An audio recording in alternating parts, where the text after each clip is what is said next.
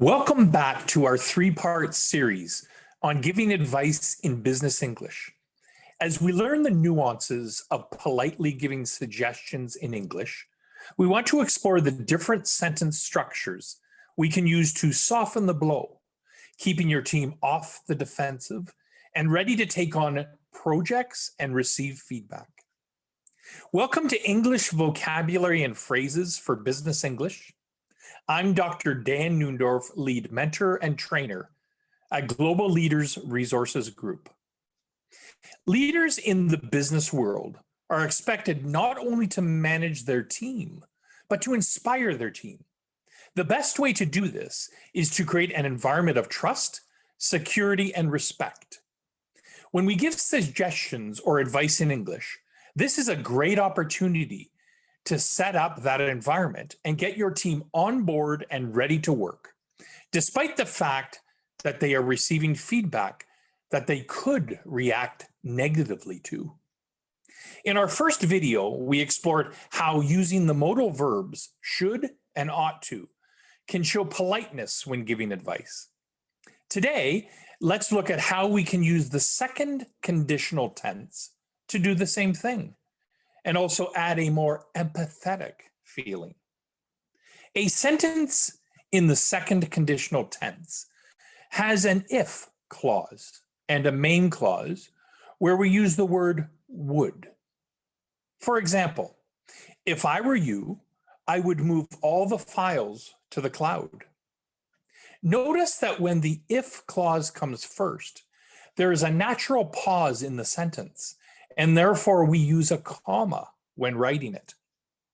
If the if clause is at the end of a sentence, we do not need this comma. For example, I would ask the manager first if I were you. In spoken English, you will also most likely hear the contraction of would. Let's listen for pronunciation. I would, I'd, you would, you'd, he would, he'd, she would, she'd, we would, we'd, they would, they'd. Here is a sample dialogue demonstrating the use of the second conditional tense when giving advice.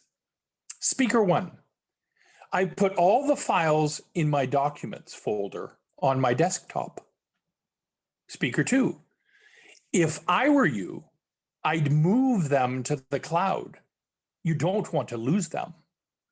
Speaker 1, what do you think our manager would do?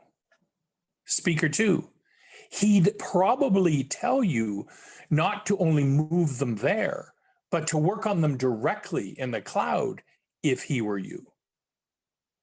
As you can see, using the second conditional sentence with an if clause helps to soften the advice and put yourself in the person's shoes. As a leader, being able to give advice without sounding harsh or demanding is essential to having a team that is enthusiastic about the project. In our next video on giving advice, we'll discuss how different sentence structures can keep you from sounding too critical when giving suggestions to others. If you enjoyed this video, be sure to click the subscribe button below and turn on the bell to receive notification of new videos from Global Leaders Resources Group.